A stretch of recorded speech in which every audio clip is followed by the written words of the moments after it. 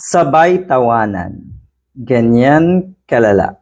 Ganyan kayo ka-cheap. Kasi may hawak daw na rosas nga etong si Sara Duterte. At ang sinasabi niya dito, ito daw ay in honor. Nagbiro na in honor daw of the pink.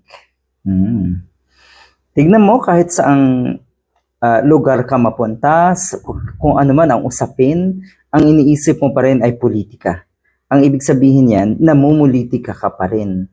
At yung tawa nyo dito, akala nyo siguro ay natuwa ang mga kababayan natin, natuwa siguro yung mga DDS, di ba? Kasi ang iniisip nila, pinagtawanan nyo yung kulay pink. Kumpara naman kasi sa kung ano ang kulay ninyo, di ba? Kulay ng budhi nyo, lahat ay alam na po ng mga matitinong kababayan natin kung ano ang kulay ng budhi nyo. Ganyan kalala si Sara Duterte. Tapos maya-maya ay magpapaawa. Maya-maya ay magsasabog ng katangahan, kabubuhan. Diyan siya naniniwala sa mga ganitong klaseng supporter niya. Yung mga nag-i-interview sa kanya dyan sa Dahig, eto lang. Etong mga katulad na itong isang vlogger na ito. Kaya yung mga DDS vlogger, yung ilang DDS vlogger, mukhang nagkakaroon ng sisihan. Kasi nga naman, pag in-interview na itong mga ito, ay wala daw briefing na nangyayari. At lumalabas nga yung katangahan at kabubuhan ni Sara Duterte. Ay gusto niya yan eh. Hindi siya magtitiwala daw sa mga media dito sa ating bansa. Dahil nga, bias daw.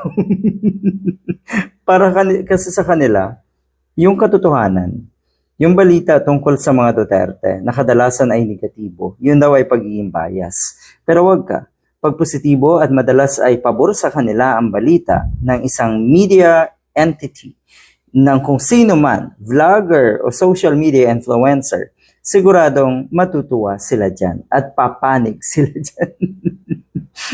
Ang tindi, no? Ang tindi na ang inaakusahan na kuno ay mga bayaran ay yung mga mainstream media katulad ng ABS-CBN at ang iba pa.